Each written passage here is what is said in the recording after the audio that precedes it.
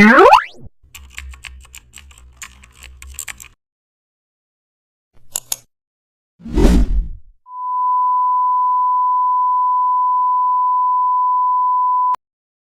back to the channel and don't forget to like, share and subscribe for more updates.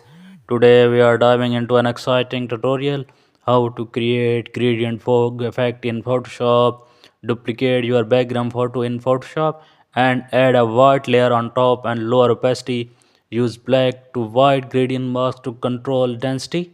Now add a new gradient fill layer, choose light gray to transparent and also apply it over fog areas. Set blend mode to the screen and adjust opacity for realism. Blur slightly for softness and add multiple layers for depth variations. Each gradient gives layered mist look and add blue tint for cold atmosphere. Fog appears natural and airy.